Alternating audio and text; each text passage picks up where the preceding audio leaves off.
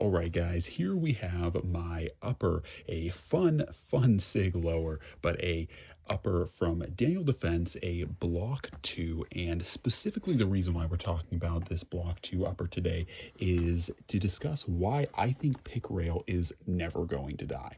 Now, there might in the future be some form of rail that replaces this, and I know people are already typing in the comments that M-Lock will replace this. But here's why I think pick rail or quad rails are still super relevant. The first off is, and probably one of the most obvious, is that most attachment systems, whether it's mounting things like lasers, mounting things like grips, mounting things like scopes, red dots, pretty much everything at some point has a pick rail attachment or need. And this is kind of like the baseline there. I cannot tell you how many attachments that I have. As much as I do love M-Lock rails, how many attachments I have that are M-Lock to Picatinny to then mount something like a laser or something like a light, something to that effect. And so I do think, while yes, there are quite a few things that are direct M-Lock to, like to interface, especially things like vertical grips and such. The big thing is there are still a ton of pick rail attachments. Of course, we haven't even talked about, sighting systems.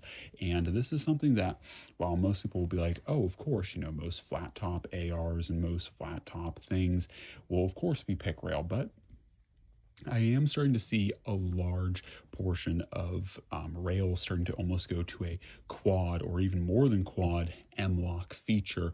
And once again, a lot of your sighting systems, whether that be, once again, scopes, whether that be red dots, or even things like backup iron sights, require that Picatinny, that 1913 Picatinny rail attachment. So I don't think that pick is going anywhere.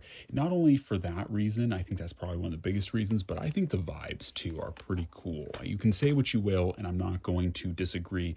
Picatinny is heavier, it is larger, it is clunkier, it is sharper too. That's why I actually have these rail covers on, is really more than anything, this is a cheese grater. If you guys are familiar with dealing with Picatinny or quad rail especially, it is a freaking cheese grater. So putting a little rail cover there just makes it less abrasive. But it definitely is not going anywhere because it is cool. It is really the one of the most solid forms of attachment for just about everything that you can throw on a gun. But those are my reasons. Do you think I'm wrong?